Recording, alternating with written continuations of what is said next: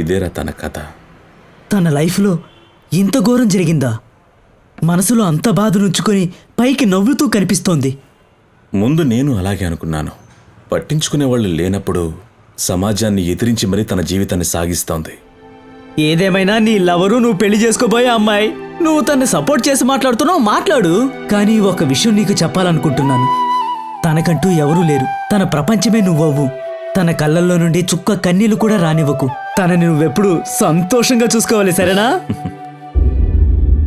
ఈ black magic project గురించి study చేయడం మొదలుపెట్టాక ఏదో ఒక మూలన చేతబడి గురించి ఆధారం దొరికినప్పటికీ కూడా చిన్న సందేహం నాలో మెదులుతూనే ఉండేది. అదేంటంటే ఈ ప్రజలందరూ మాంత్రికుల్ని ఎలా నమ్ముతారు అని.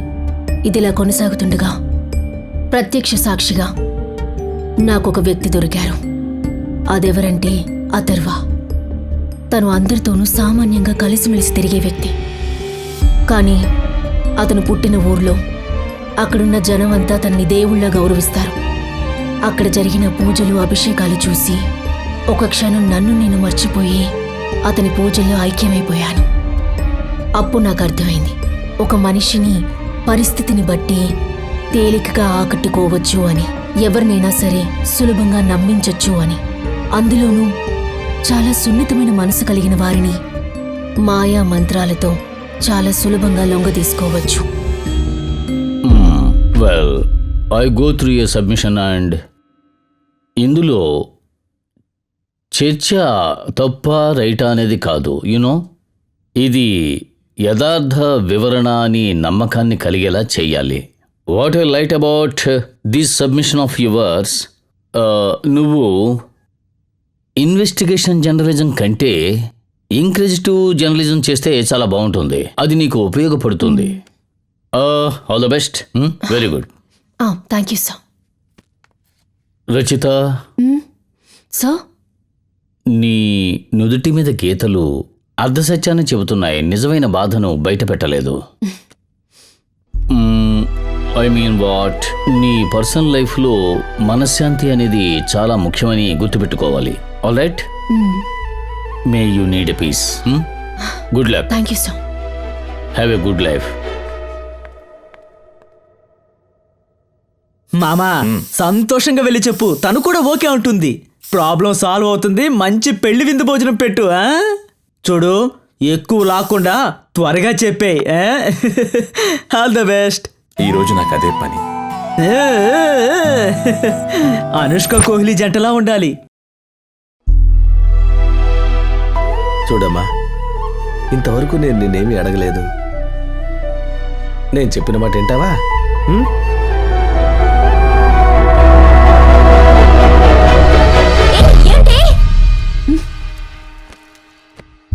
బట్టలకి నిప్పంటుకుంటే అలా ఏమీ తెలియనట్టు కూర్చుంటావే? అంత ఒళ్ళు మరిచి ఏం ఆలోచిస్తున్నావు? అది నీ ప్రాణాల కంటే ఎక్కువ. నేను నా స్వార్థం కోసం బతకాలా లేదంటే ఆత్మవిశ్వాసంతో బతకాలా అని నాకేం అర్థం కావడం లేదు. అదేంటో నువ్వు నాకు వివరంగా చెప్తావా? నాకే తెలియకుండా నేను నందుని ప్రేమిస్తున్నాను అనుకుంటున్నాను. తను లేకుండా ఎలా బతుకుతాను అనిపిస్తోంది. అయితే ఏంటి? మా నాన్నకి నా ఫ్రెండ్ కృష్ణప్రసాద్, అతను కొడుకు అరుణ్, ఆయన అబ్బాయి అరుణ్కి నాకు పెళ్లి చేయాలని వాళ్ళిద్దరూ మాట్లాడుకున్నారు. ఏ రోజు ఏమీ అడగని మా నాన్న ఈ పెళ్లి చేసుకోవాలని నన్ను అడిగారు. నేను సరే అని ఒప్పుకున్నాను. ప్రామిస్. థ్యాంక్ యూ తల్లి, థ్యాంక్ యూ. ఇప్పుడు నా ప్రేమ దూరం అయిపోయినా కూడా పర్వాలేదు.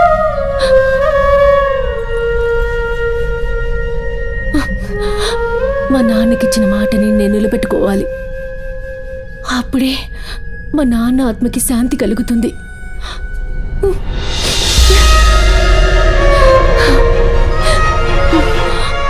ఖచ్చితంగా మీ నాన్నగారి ఆత్మ శాంతిస్తుంది. నందా,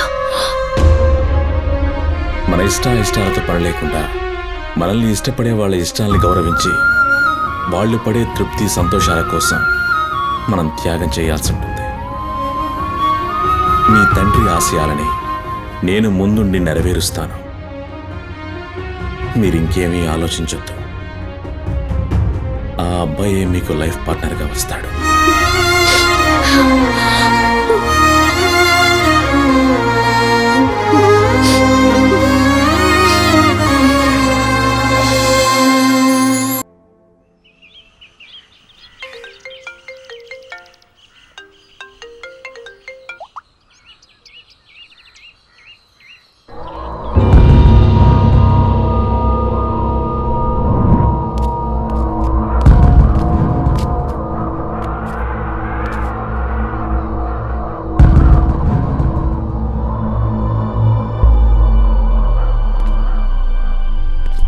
సార్ నమస్కారం సార్.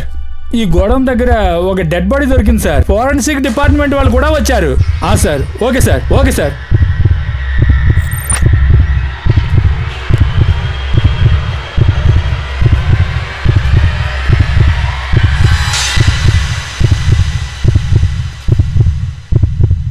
సార్ సార్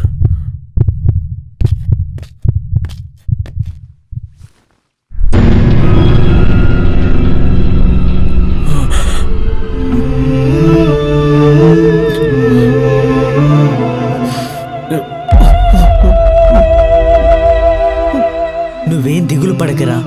నువ్వు వెళ్ళొచ్చేంత వరకు తన బాధ్యత నాది. కృష్ణ రే నాన్న, మన కిట్టి గారిని చంపేశారా?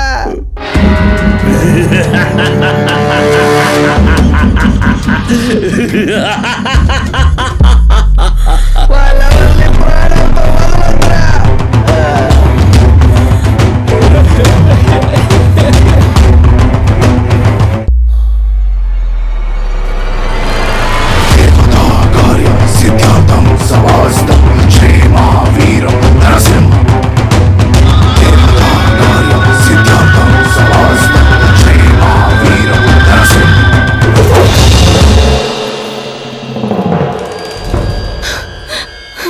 భలే కిలాడివే నువ్వు. పోలీస్ కుక్కల కంటే షార్ప్గా ఉండే మా కుర్రాడికి ఒక చిన్న క్లూ కూడా దొరకకుండా చేసావు కదే. రచిత, ఆ, ఇది కొంచెం జెరాక్స్ తీసుకురామ్మా. అలాగే. ఫైల్ ఎదగండ్రా. వీడే చచ్చిపోయిన తర్వాత ఆ ఫైల్ ఉంటే ఏంటి, లేకపోతే ఏంటి? పదండ్రా. రచిత, ఇప్పుడే ఈ ఊరు వదిలి వెళ్ళిపో. ఆ మహాదేవ్ గారి మనుషులు నీ కోసం ఊరంతా వెతుకుతున్నారు. ఊరు వదిలినా సరే, ప్రాణం పోయినా సరే, మా నాన్న చావుకి కారణమైన వాళ్ళకి శిక్ష పడేలా చేస్తేనే ఆయన ఆత్మకి శాంతి కలుగుతుంది. సంతు, నాకు హెల్ప్ చేస్తావా? అదేంటో చెప్పు రచిత. నా జీవితంలో నాకు ముఖ్యమైన వస్తువు మిగిలింది అంటే అది మా నాన్న ఇచ్చిన లాకెట్టే. అది మా ఇంట్లోనే ఉంది. ఎలాగైనా దాన్ని తెచ్చిస్తావా? ఖచ్చితంగా. కానీ అది ఈ టైంలో వద్దు. నేను ఎలాగైనా దాన్ని నీకు తెచ్చి అప్పగిస్తా. నువ్వు బయలుదేరు రచిత, ప్లీజ్. త్వరగా బయలుదేరు, త్వరగా.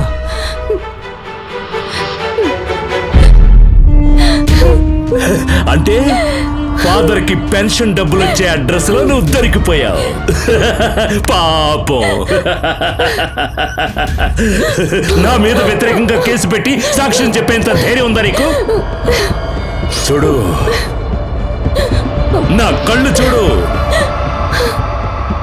భయం కలగడం లేదా?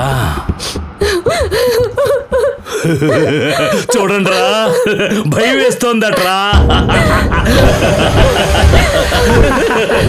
భయం పుట్టాలి, లేదంటే మేము పుట్టిస్తాం. నిన్ను వెతకడం కోసం మా కుర్రాళ్ళు ఎంత డ్యూటీ చేశారు.